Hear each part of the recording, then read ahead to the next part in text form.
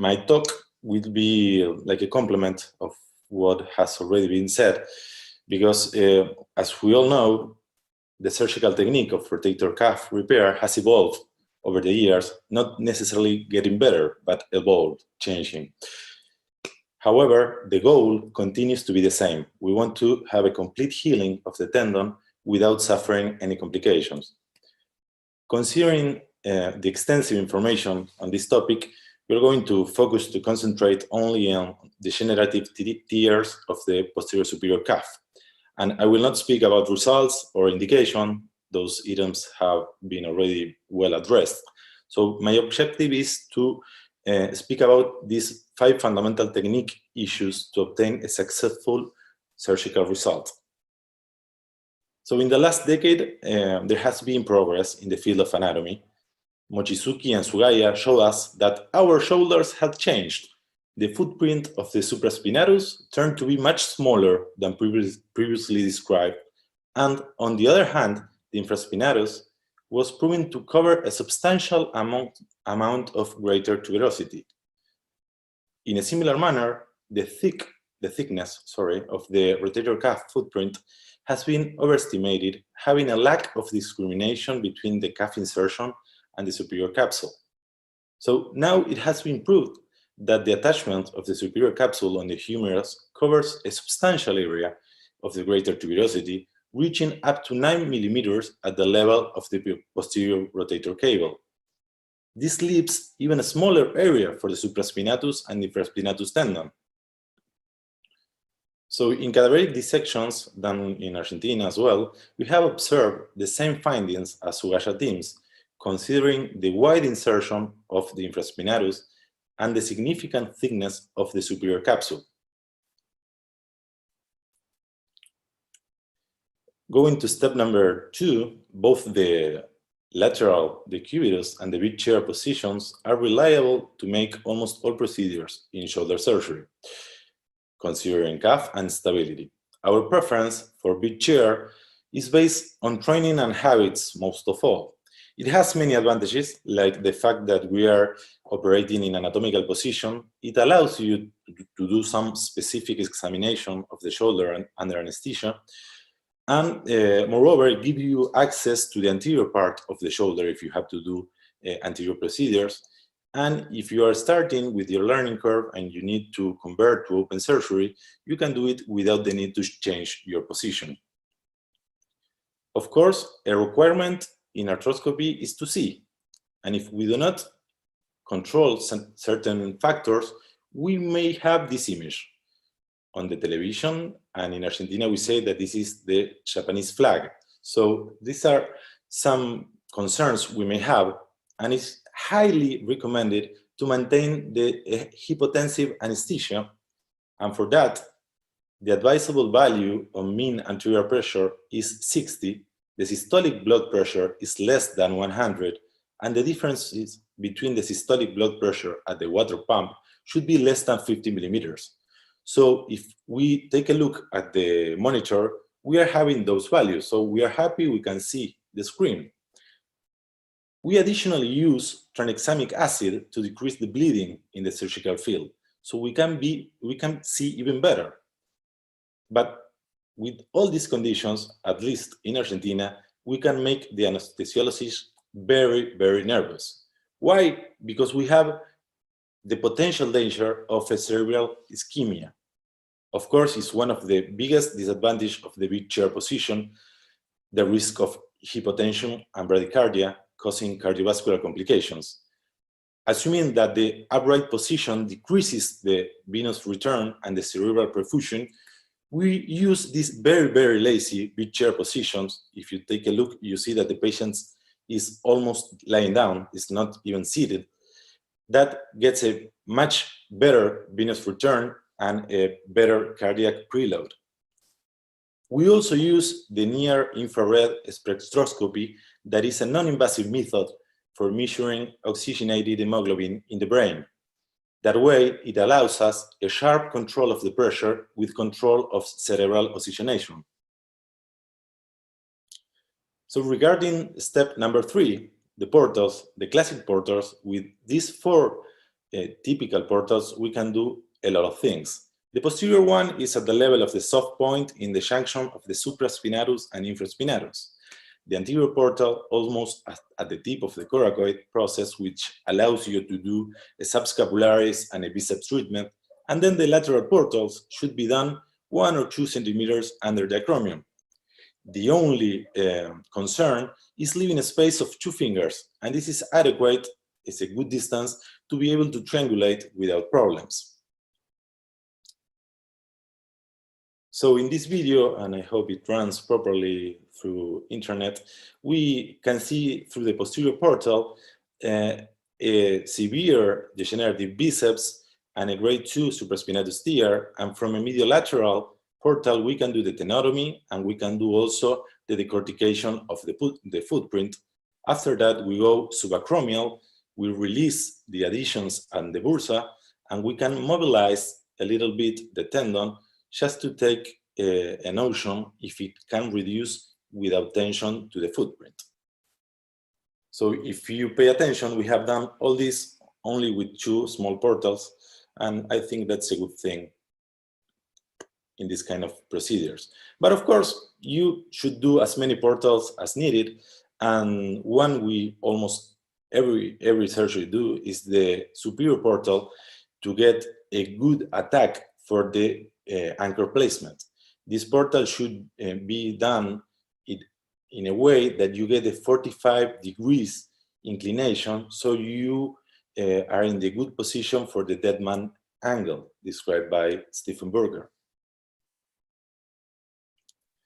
Going to identifying the tear patterns, we will start with partial tear. With A1, A2, and B1 from Ellman partial tear classification, we only do a debridement. But in some cases, we still do an acromioplasty. I agree with Dr. Moya. Everything he said about acromioplasty is true. But for us, in some scenarios, it still makes sense to do an acromioplasty, especially when you have a bursal side tear and when you have a patient with a really tightened subacromial space. So you need to open it a little bit more to have more space to work. But of course, we do not do it systematically.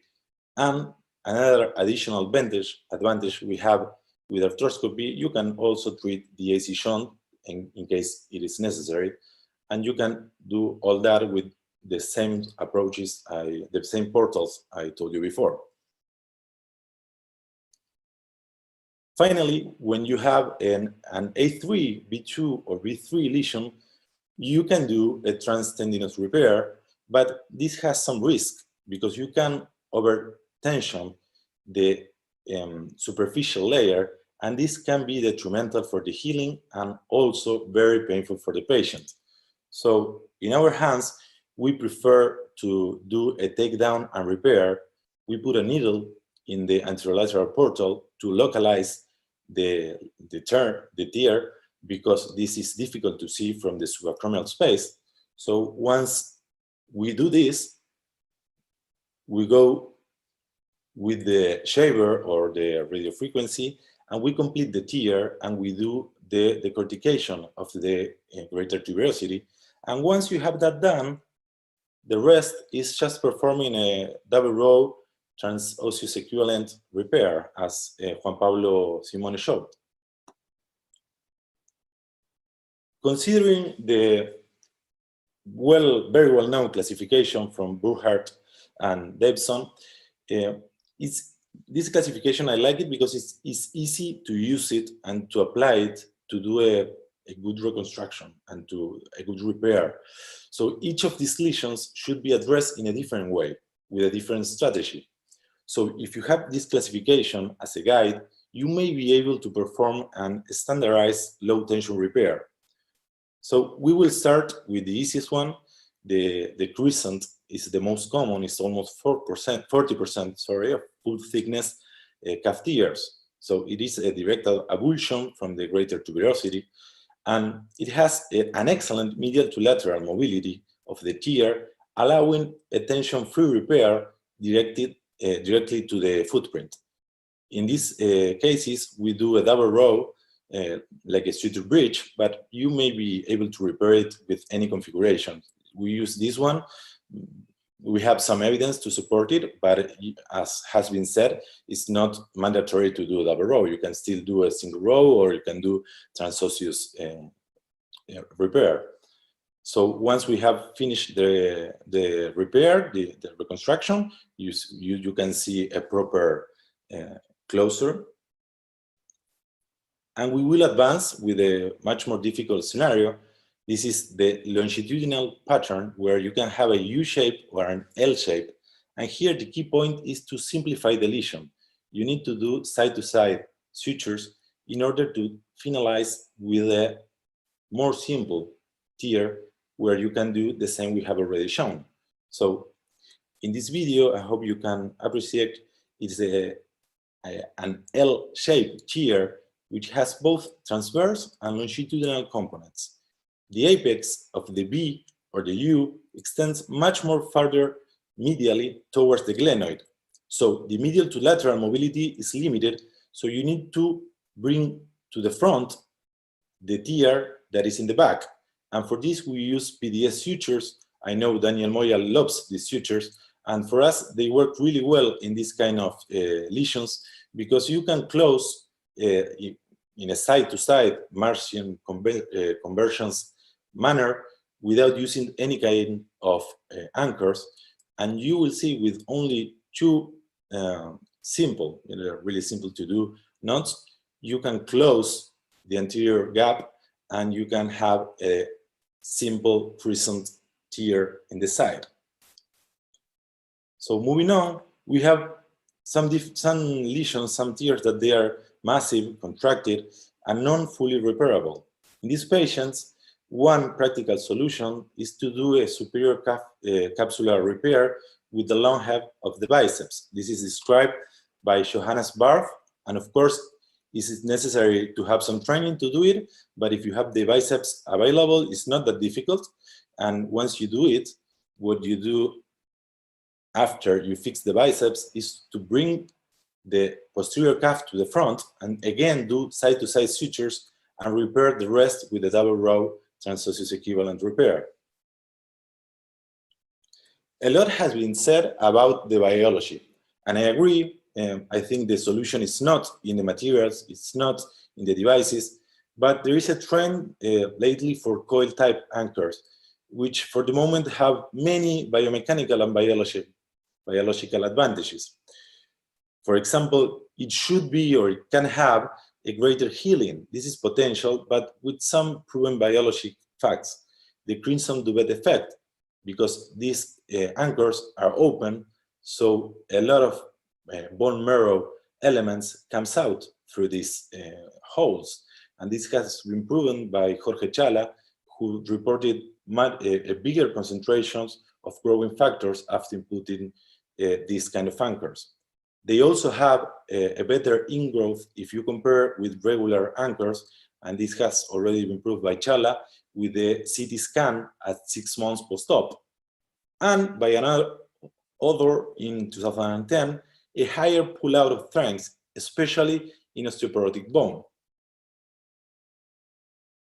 Finally, considering the fact that the sutures are abrasive enough to hurt our hands with gloves when we do a knot, we should consider what happened with the fragile tendon that is already weakened and it's under a lot of pressure when we do a repair.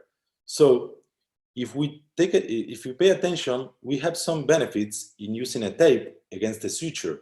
It has better footprint contact and is less aggressive fundamentally. So to conclude, you need to understand the anatomy to treat this pathology. You should master one position and one technique in order to have reproducible results, and you should identify the tear pattern and perform a simple repair in this pathology. And again, try to do it as biological as possible. Thanks a lot.